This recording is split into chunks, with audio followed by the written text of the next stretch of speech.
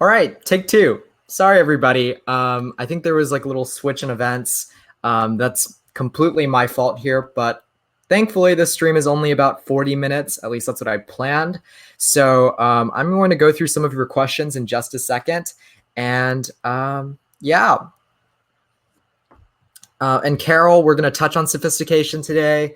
And yeah, I completely agree with Miss Catherine Malone here. I think getting those evidence and commentary points are probably more significant than aiming for like sophistication. If it's something you can get, then you'll end up well.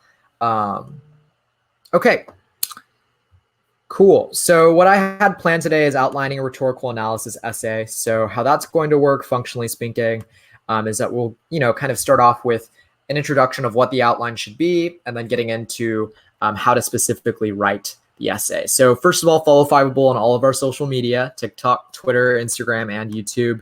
Make sure that you check out all of our different weekly streams and all of our different events.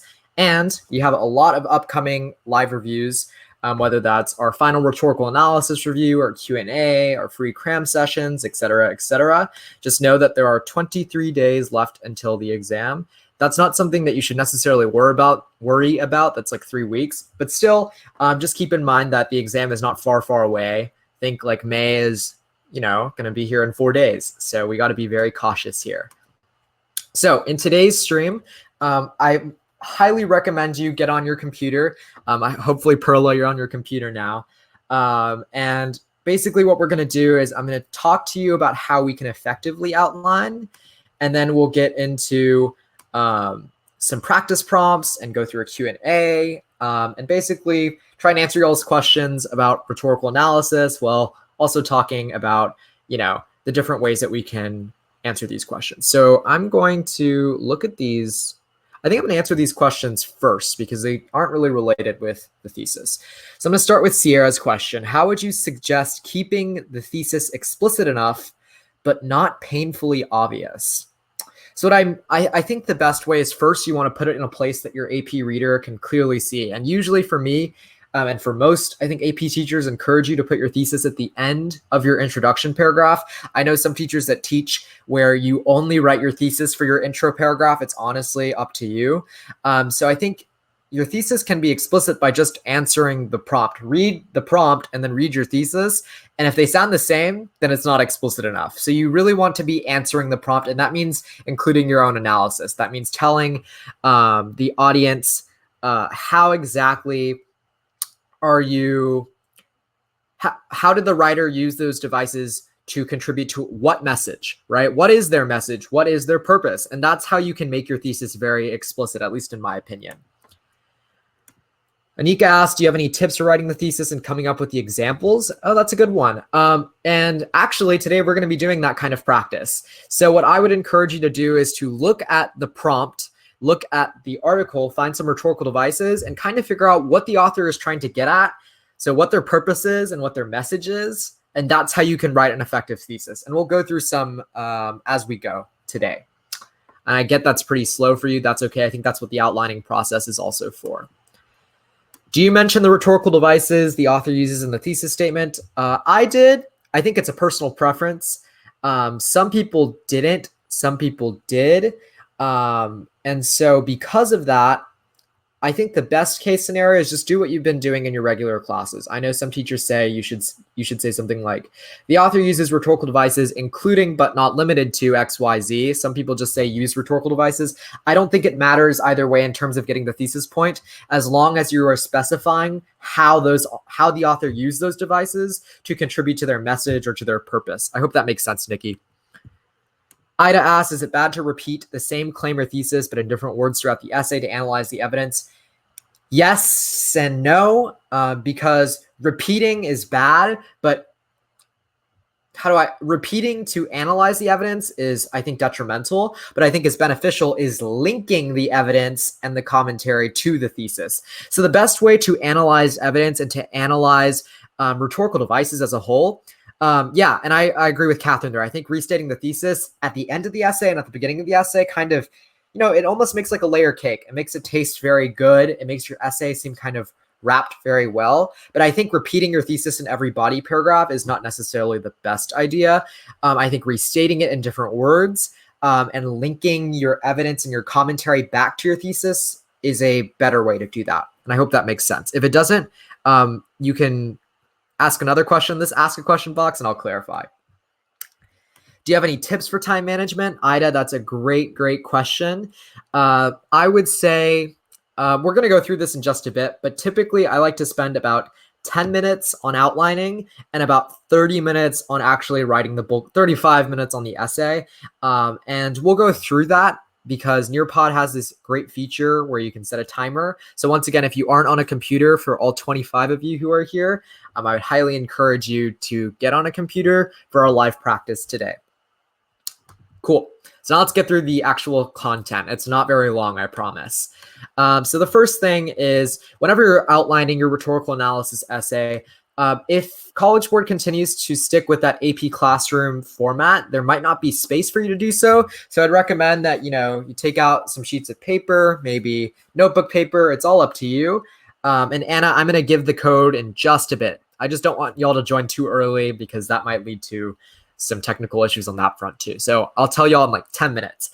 So the first thing is to annotate and know what's important. And that's what the next few slides are actually going to cover. But also knowing the rhetorical situation, the writer, the purpose, the audience, context, message, and exigence. Most of that, as Perla mentioned earlier, is going to actually be in that paragraph above the prompt. They usually give context there.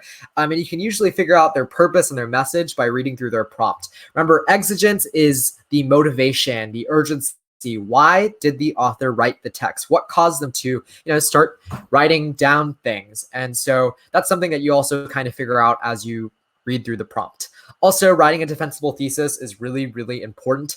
And so as I mentioned earlier, explaining how the devices leads the author to achieve their purpose of X or their message of Y, that's how you write that defensible thesis, something that you can back up with evidence. Also, look for some important figurative devices and ask yourself and write in your essay, why did the author use those devices and how does it contribute to their purpose? So I would say that after the first read, you should really start annotating different things on your paper and then putting them in your outline. And I would say that there is no format, no template for an outline. Do what your AP Lang teachers have told you to do. Is that why fiction isn't rhetorical analysis? Because the exigence is harder to find. Perla, that's a great question. I would say, yeah, I think with nonfiction, it's just so much easier to figure out why the author wrote the text and the context during that time period. Because with fiction also, it's very hard to delineate who their audience is. You can't really do rhetorical analysis in the traditional AP Lang sense because the audience of a fiction reader is different from the audience of a nonfiction reader, things like that. So in terms of annotations, I would look throughout your text for syntax, diction, imagery, rhetorical devices and techniques, which we're going to go through later, and different appeals, emotion, authority, and logic. Those often come up in those kinds of speeches that you'll see. And annotate, remember, means like taking notes, not just like underlining or highlighting. So unfortunately, because the AP exam is not online this year, it means that you probably won't be able to write on the screen. At least that's been my experience in AP Lit on AP Classroom. So if that's the case, once again, I encourage you to use paper and, jot down notes, which lines has which devices, maybe write down quotes with specific devices or techniques. And also, don't worry, College Board will give us a test run of the system. I think if not next week, definitely the week after, because there's 3 weeks till the exam, if I remember correctly. So don't worry, don't freak out. It's going to be okay. I promise. So I saw earlier, and I didn't get to address this. Anika said, I don't think you can get a 5 without sophistication, though. I think the answer to that is really twofold. The first is, like Catherine said, we don't know how many points on the rubric will be needed. I would probably say that a 5 or up will get you 5 out of 6 points will get you get a 5. Once again, that's pure speculation, but College Board has said that there is no limit on the number of scores. And so that means that, oh, that's good. Thank you for letting me know, Catherine, that you can print the prompt. No cut and paste. Yeah, that makes sense. Where was I? Basically, what's really, really important and what's really great about this year is that it's not scored on a bell curve. So even like for classes like calculus, for physics, for biology, it's not like, oh, only 20% of the people can get fives, right? Like it's not like a classic curve system. This year, there is no kind of amount. There's not a set number of ones, twos, threes, fours, and fives. There's no like, okay, this is where we draw the line, if that makes any sense. So it means that this year it's okay, maybe to feel a little worried in advance, but once again, with good practice, you'll be able to do well. So once again, like I encourage y'all, I sent out this poll earlier, but I'm not going to poll y'all now. I'm just going to ask you to answer in the chat. Which of y'all went on community.fivable.me and answered the AP Lang prompt? It was about Queen Elizabeth, I believe. Okay, I see Sierra did it. I just want to gauge how many people did. Oh, that's really good. It's not too late, Anna. Just get it done tonight, please, because that's when that's like my hard stop in terms of responses. All right. No, that's okay. I sent them out in an email from last week's stream, and maybe that got lost in translation. So let me see if I can send a link to the rhetorical analysis prompt. After this stream, I'd highly recommend you go check it out. I think it's a pretty valuable resource. I'll be grading the 10 plus people who have answered on the 1-4-1 scale, and hopefully that will give you all some good feedback there. So just get it done tonight. Otherwise, I won't be able to look at it just because I have an insane week in terms of preparing for different AP exams. Perla, that's up to, I think you can edit your posts. So just edit it and then add it at the end. That works. Cool. So a technique that I really like to use is IDA for annotations and for outlines. It's a 3-step process. It's starting off with the identification, which means finding the rhetorical devices that are to some extent, present throughout the essay. Decide just means, does it help the author's purpose? And at this point, it's also good to decide whether or not it's a complexity or a tension. And finally, you'll analyze. And so what that means is you'll explain 2 things. First is, how did the device link to the author's purpose and their message? And second, why did the author use the device? And oftentimes those 2 go very hand in hand. And I think that sets you up for success in the whole idea of like more commentary than evidence. But remember, quality over quantity. So you want to be very careful with, what you end up writing. Cool. Are there any questions so far from anybody about anything that I've covered so far, about annotations, about outlining? Let me know.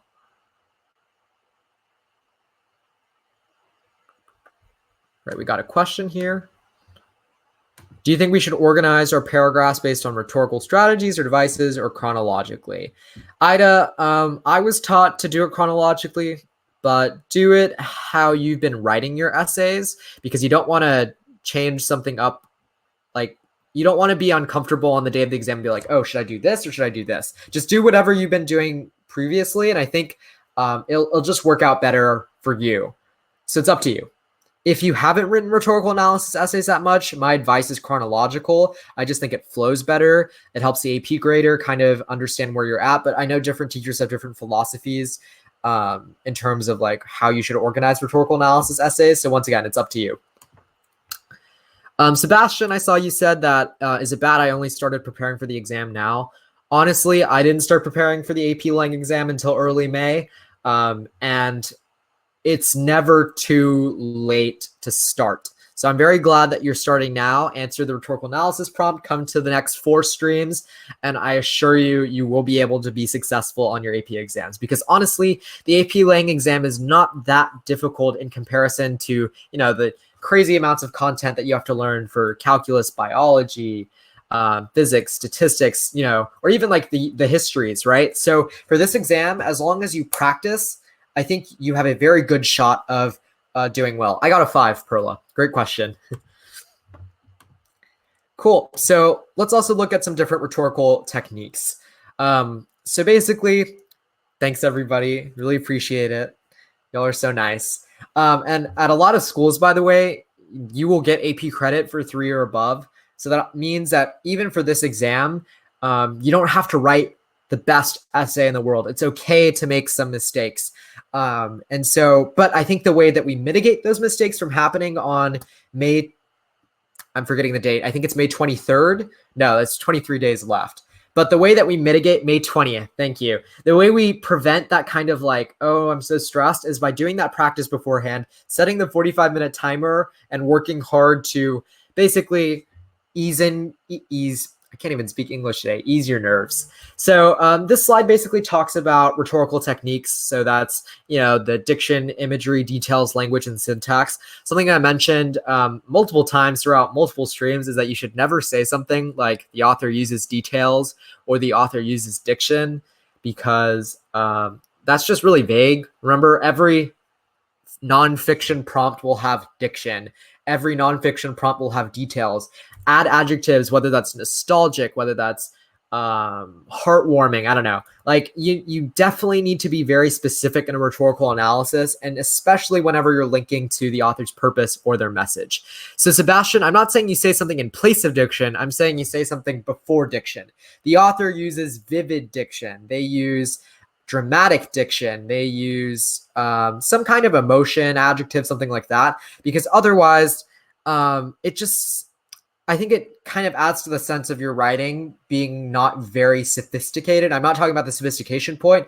I'm just saying the author uses diction whenever they explain this and this just doesn't tell a lot about what that actual quote is talking about. So by adding that adjective, by adding description to diction or imagery or details, it just makes the AP grader's life easier and it makes your sentence much more specific. Yeah. All right. So in terms of rhetorical devices, I'm not going to go through all of these. And I think down here, the slides are linked for outlining rhetorical analysis essay. So you can definitely go check those out in terms of the different devices that that you have. I'd highly encourage you to use the ones that you're most comfortable with, because I think most of these are commonplace, but there are other ones like chiasmus and antimetaboly, like stuff that I even don't really know as a student in AP literature, which I probably should. But I think sentimental diction works. Matthew, that's a good question. And yeah, Perla, got to study before those Olympics. And I'm actually going to quickly interrupt this really quickly. I'm going to say y'all should definitely go check out the Fiveable Olympics. And what that basically is that we are offering a number of prizes, whether that's we don't know, I can't exactly say what the prizes are, but there's technology, gift cards, cash. Those are all possibly on the table. And so if you sign up with this link, which I'm going to paste in the chat here, you can essentially earn points, whether that's as a team of 4, whether that's as a class, and then eventually if you earn the most amount of points as an individual, as a team of 4, or as a class, at that point, you're able to win prizes and stuff. So if you watch replays, read guides, participate in our hypertyper beta, which hopefully some of y'all have looked at, those are all opportunities for you to, yes, and you can participate individually, Carol. Okay, I'm going to answer some of these questions. Which ones are the most common? I would say that most passages have some appeal, emotion, logic, and sometimes credibility, like appeals to authority.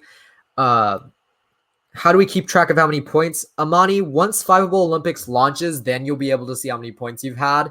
Otherwise, I would keep checking your email. Also, I think simile and metaphor often comes up, but that's not too difficult to identify. That just means, looking for like or as whenever comparing or things like that. Symbolism oftentimes shows up, although that's, I think that happens more so in fiction than nonfiction. But I think the really good ones that I didn't talk about here are things like tone shifts, things like, vivid diction, figurative language, syntax, things like that, like sentence structure. Those are all different ways that we can, look at rhetorical devices. I hope that answers your question. Okay, cool. So let's look at outlines. I'm not sure how to differentiate between symbolism and metaphor. That's a great question. Oh, I did not record my TikTok. Shoot, definitely need to do that. How many rhetorical devices should we have? Mitha, I'm sorry for butchering your name there. It depends. I know some teachers encourage 2 devices per paragraph, and then you can have 2 or 3 paragraphs. So that's 6 devices total. Some people do 1 device per paragraph. Do what you're most comfortable with. If you haven't written an essay, I would encourage you probably to do something around the lines of 1 to 2 devices per paragraph that kind of lend themselves to the same link to the author's purpose or their message. I personally did 2 per paragraph, and I had 2 to 3 body paragraphs. So I would have upwards of 4 to 6 devices. I know some people write literally with 3 devices. I would always tell you that you should write how many body paragraphs should we do for a 5? You can have 1 body paragraph, you can have 2, 3. I don't think it matters as long as your commentary and your evidence is specific and lends itself to successful analysis. And I think Miss Catherine Malone said this in like an earlier stream that like, honestly, what matters more is quality, not quantity. What you don't want is like a bunch of devices and no link to the broad thesis, to the big picture, things like that. I think it's more important that you have more like developed, I'm like forgetting the word here, but like concentrated, that's it. Concentrated analysis in devices more so than, having spread out devices all around the passage. I hope that makes sense. Ida, earlier I saw that you said you didn't know how to differentiate between symbolism and metaphor. I would say that a metaphor is something it's much more explicit. It's like the phone is the rotten apple to you, or something. That's like a really terrible example. But like whenever we look at symbols, it's much symbolism.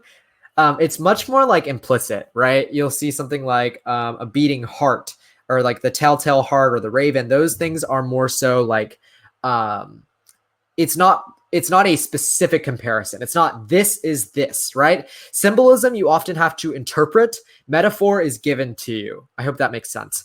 We have a question here. What's the difference between the significance or relevance and the purpose? It's a great question. I think relevance and significance touches more on the context and the exigence. Why did the author write? What's their motivation? What caused them to write it? And what was the time period context at the time that led this like speech or this passage to be important? Whereas purpose is, what are they trying to do? What are they trying to get the audience to do, right? So significance or relevance is the impact. It's what's surrounding the text, whereas purpose is what they're trying to explicitly do. So when I talk about here on this outline slide that you need to mention why did the author use the device, which is sort of like purpose? How does it contribute to their purpose or message, and tying to significance or relevance? This is a place where you can start, inching towards the sophistication point. And once again, I agree with that. Like, you definitely shouldn't be spending a bunch of time on sophistication when you should be definitely focusing more on getting 3 or 4 evidence and commentary points. Those are just much more important. But honestly, to me, I think including context or significance and relevance, pointing out complexities or tensions, that's not extraordinarily difficult. And if it's something that you have time for, I highly suggest trying to earn sophistication. For those of you who weren't here last week, I highly encourage you to check out the replay for our live stream on rhetorical analysis sophistication. I think most of you in today's stream were here last week, so thank you all for showing up and participating with me live. But as a quick review, remember what we talked about with sophistication is really 2 categories. The first is what I simplified as SOC, or significance of choices.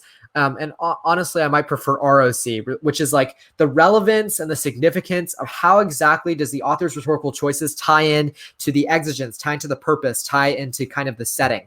The second category I talked about is POC, or purpose of complexities. So that's when the author deliberately includes things like contradictions or tensions, or kind of like a shift in personality or a contradicting personality.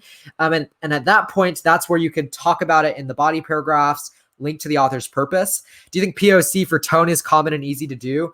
My response is I think it's a lot easier with something like AP literature, where you're looking at prose analysis and you're looking at a character and how they have like a different, like a contrasting tone. But I think oftentimes, like we saw for last year's prompt, if you saw one of the samples, there was one student writer who talked about how Gandhi used this forceful yet polite tone. And that's where he started earning that sophistication point, because he started talking about complexities within kind of the tone and the manner that Gandhi was communicating. And that's something that you can find. I think it's something that will work out. So I think what I had planned next was practice. So basically, I'm gonna give you all 3 prompts, and all we're going to do is basically answer. We're gonna look at a prompt, and I'm gonna post it here. I'm gonna post the Nearpod code right now, actually. So if you've never used Nearpod before, just go to nearpod.com/join. I'm gonna see if I can copy this link, or you can just go ahead straight to this link here. How it's going to work today is we're going to start.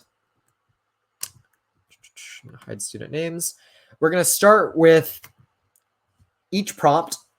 And what we're going to do, it's going to have like kind of a description of what you want to write in your outline. And then from there, you'll have 10 minutes to write like a quick outline of your essay. So that includes things like intro, body paragraphs, and conclusion, with just remaining time for proofreading. This here is talking about what I would do on the actual AP exam, which is spend 10 minutes outlining and 35 minutes writing. So 10 minutes for the intro and the conclusion, 25 minutes for body paragraphs. And I think because the AP exam is letting you time yourself, it's a lot easier to pursue this strategy. If you guys have been told by your AP Lang teachers different like time strategies, send them in the chat, because I'd love to hear about them. This is something I kind of just came up with off the top of my head. I see some of y'all here are joining the Nearpod. I got 16 people. Great job. Good to see here. Okay. So do you recommend using axes or peel for evidence? Matthew, I haven't heard of that before, so I can't necessarily tell you if that's good to use as evidence. If it's something that your AP Lang teacher has told you to do before, if that's like it might be an abbreviation that I'm just unfamiliar with. Just do what you've been kind of taught to do what has been high scoring, and then you should keep going with that. Oh, I understand. Like a line of reasoning. Assertion, example, explanation, significance. Yeah, I think that's probably a good system to go by. I think in general, no, Ida, it will close. So you can't type your response in that 5-minute upload period. I'd say that I think Miss Stephanie Kirk in her cram sessions, if y'all have been there, has talked about line of reasoning. I haven't exactly, like, I'm not updated on the loop with what she exactly has been teaching.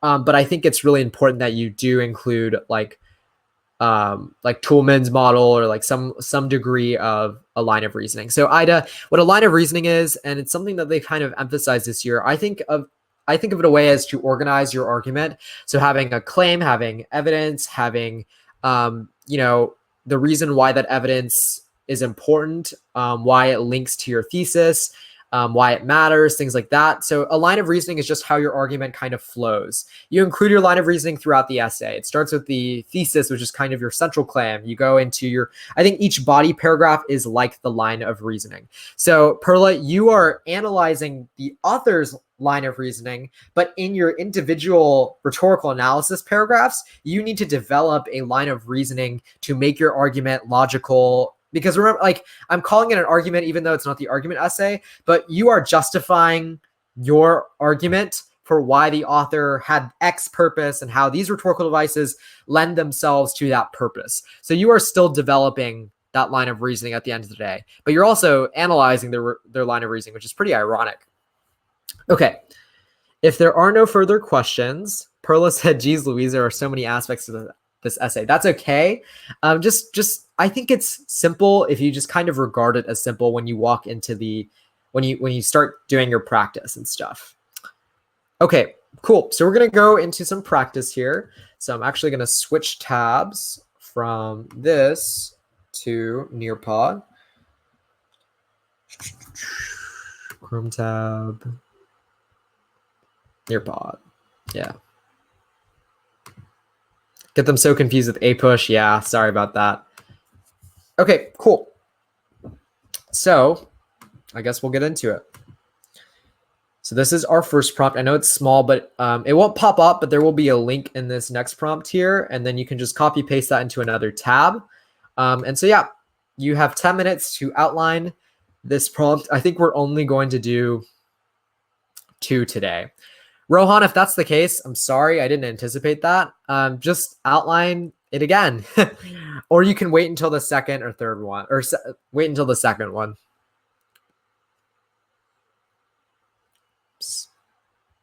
And that's kind of what happens when College Board releases 2008 through 2018. You kind of run out of content. All right, I'm going to be quiet a little bit. And yeah, y'all can just go ahead and answer in that box. It should force you to submit at the 10-minute mark, and we'll go through some responses. So, ciao. If you have any questions in the meantime, though, I'd be happy to answer them. Just send them in Crowdcast or ask a question. I can't see the question. Carol, I think there's a, if you're following on Nearpod, just paste the link into another tab. It should be on page 9.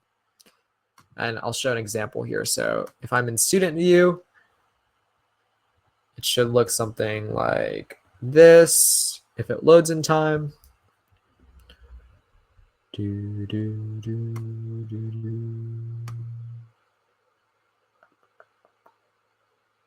And so then what I would do is I would take this link, copy it, and paste it in your browser. Hope that makes sense.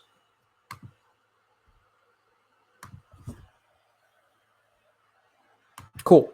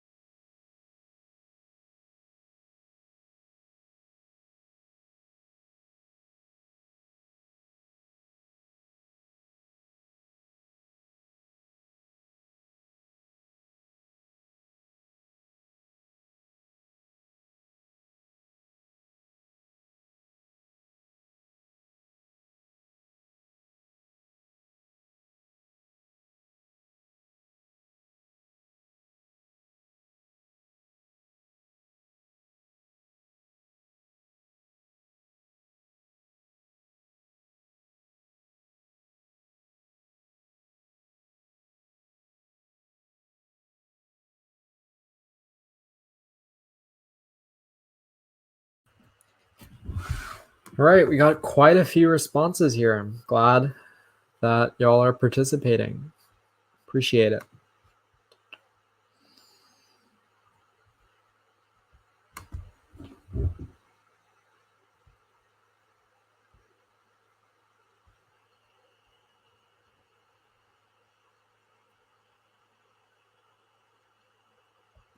It's low-key tough. That's okay. That's what we're here for. You can do the hard stuff here with Fiveable. Then you can do the stuff on College Board with no doubt in your mind. I'm not going to say it's easy, but it won't necessarily be as difficult as it was if you hadn't practiced with us. That's the whole goal here, just to make you a little bit more confident in your writing.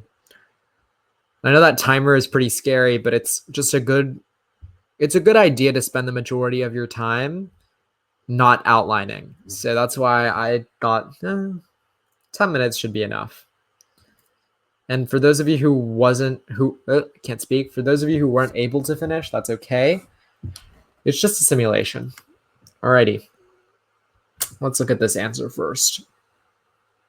Oh, it shares people's responses. That's super cool. Let's just look at it here. Okay. So the thesis here, Friedman develops his argument by using strong diction, using rhetorical questions, and comparing America to other nations. Author's purpose, to urge America to have a shift in attitude and value towards academic achievement. Rhetorical questions make the reader fully think about Friedman's argument. Using strong diction makes Friedman's claim more compelling because it shows the effects of how nerds are treated. So I think just off this outline alone, there's yes, I'm going to go through all of these and give you all feedback. So we're going to do 2 prompts today. It's going to be like 30 seconds of feedback per person because I don't want to spend too long on every single one. So I would say that the thing that needs to be kind of like worked on, I guess, for whoever the student is that developing their argument is not enough when, if I remember correctly, let me look at the prompt. I think it might be fine, but I think what you need to talk about is what their argument is. So they develop their argument of X, Y, and Z and then they use this, and this device. Yeah, so it talks about how it does say analyze how Friedman develops his argument, but I think that means you need to explicitly say what his argument is and how he developed it. So because you have to analyze, you have to explain the what and the how. I don't necessarily know if this would get the thesis point, but let's keep going. I think that's a pretty accurate author's purpose, at least from what I read. So good job there. Because at the end here, you see that they talk about how professional ball players are paid better than university students. Very few countries were like the United States, which are anti-intellectual, which is interesting. Okay, next one. In his essay, America Needs Its Nerds, Friedman, shocked by the belittling and harassment of geeks and great vocabulary, implores, it's misspelled, but I think it's okay, Americans to stop ostracizing smart and intellectual people. I think that's pretty good. I think something that I always used to add in my theses is I would always include the audience. Oh, wait, you do. Implores Americans. Sorry. But I'd always talk about the tone, too. In his essay, Friedman, shocked by that, implores Americans to stop Ooh, I just noticed something. So I know that this is the rhetorical situation here. Let's see. Rhetorical questions, colloquial tone, anecdotes, good stuff. If this is your thesis statement, what I think you do need to improve, I think you definitely need to talk about how they use rhetorical strategies to develop their argument. And so I think that's it's a little missing here. I don't know if it's necessary in this instance, but that's what I would add. I would say Friedman, shocked by blah, blah, blah, blah, blah, uses a multitude of literary devices, including this and this, or just saying uses literary devices in order to implore Americans to stop ostracizing smart intellectual people. Good response. I'm doing a really bad job with 30 seconds, so I'm actually going to start a stopwatch. We're going to do like 45 seconds per. Okay, for this one, in order to explain to Americans why American society needs to embrace intellectualism, Friedman proves that society incorrectly praises athletes and socialites while shunning intellectuals, and warns Americans that the United States cannot remain as a world superpower without nerds and geeks. Once again, in this instance, I would probably mention rhetorical devices. It's only to your benefit. And I know some of y'all have streams coming up. Like I should probably be at that bio stream next, but that's okay. You can watch the replay and go off and go to another stream. That's okay. All right, this looks pretty good. I would just add, once again, I would kind of bring up rhetorical devices just because it's probably to your benefit.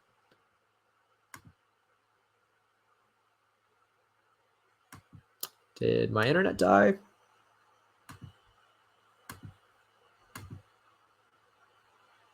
Again? If you can hear me, say hello.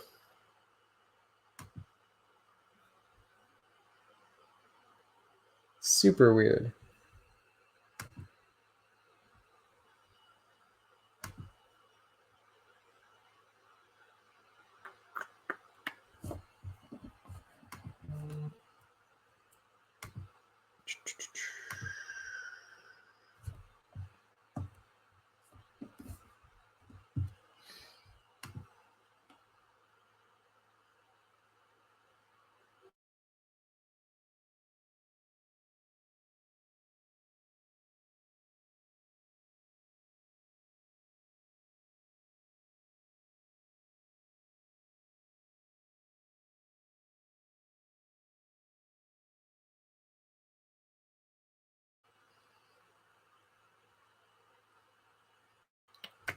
Okay.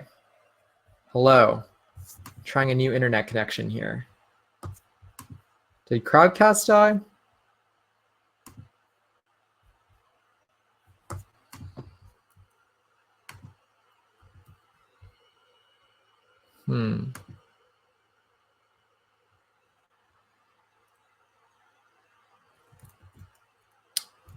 Today is just a day of technical difficulties, huh? Let's try from my phone.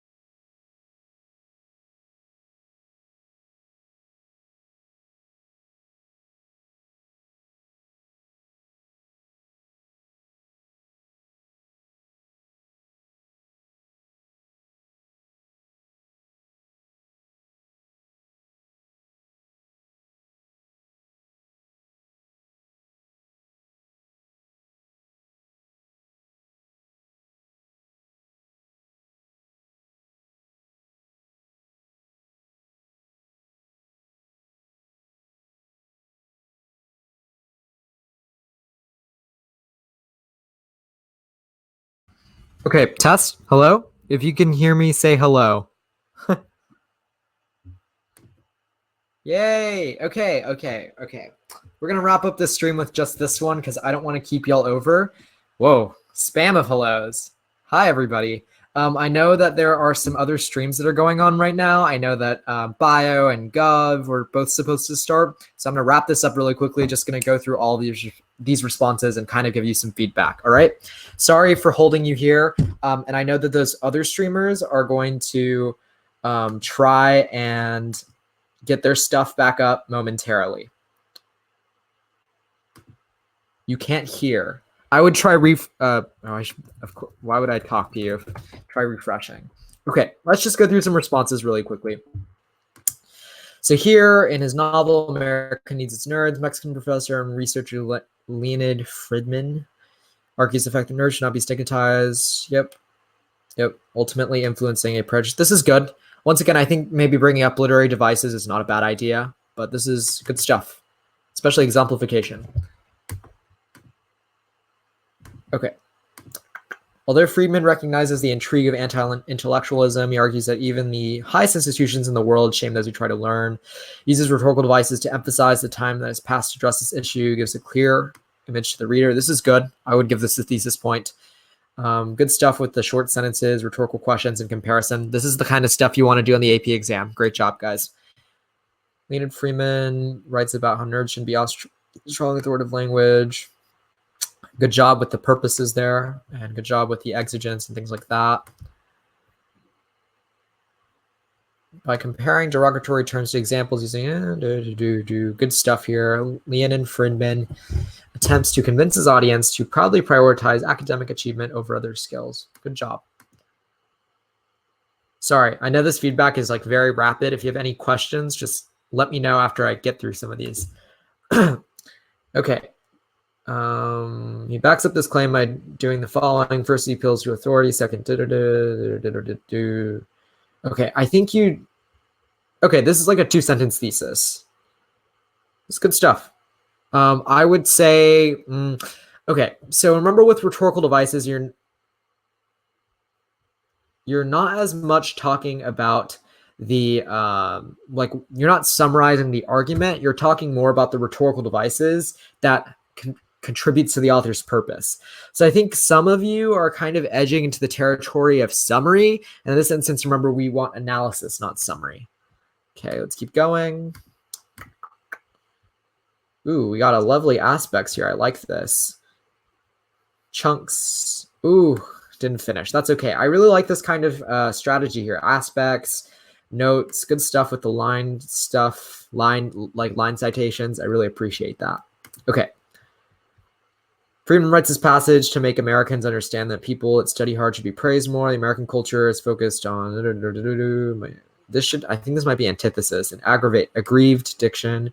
Friedman creates a call to action to make a change in the culture of America.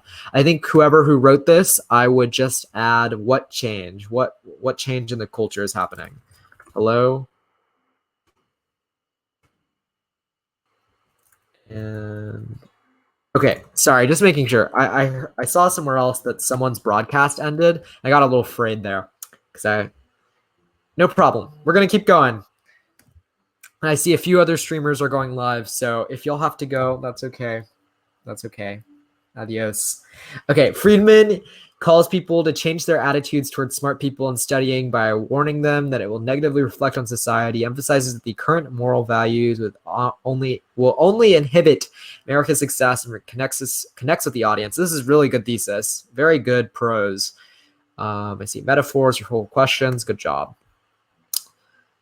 Uses academic allusions, emotional appeals, and patriotic word choice. Good job with the adjectives in order to argue. Okay, so here, I once again, I think this is almost getting into the territory of where you're summarizing their argument.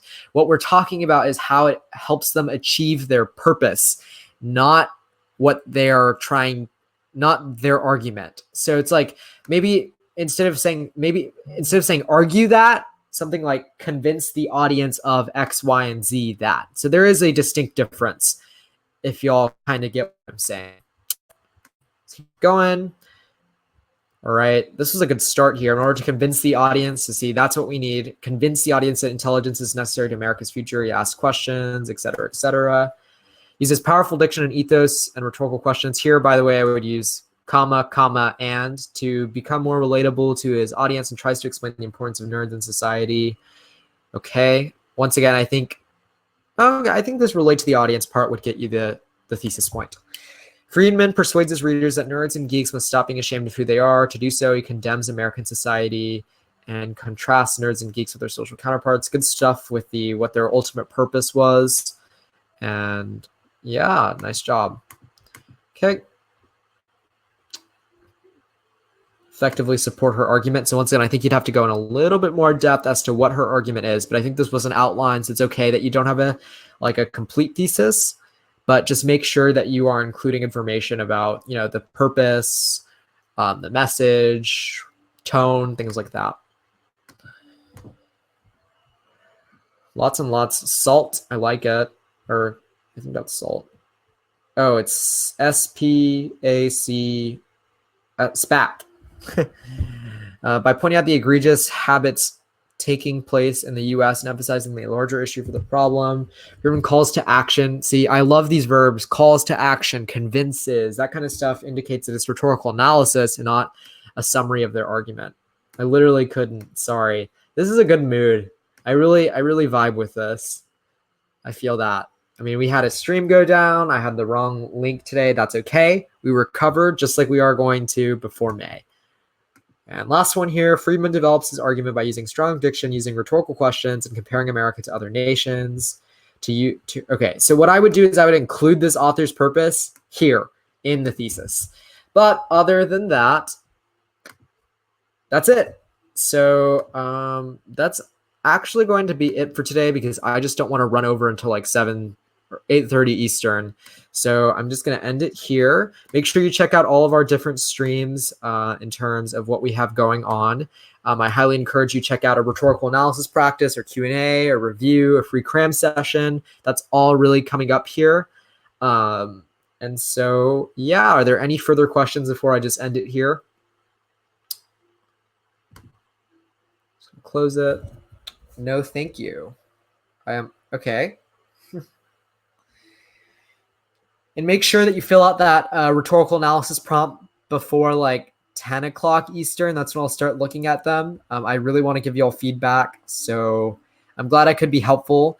Once again, go down to the slides below if you want to do some more practice. Check out what you missed if you came in late. Thanks everybody for dealing with all the technical difficulties. I'm so sorry about everything that's gone on. But yeah, I'll see you later.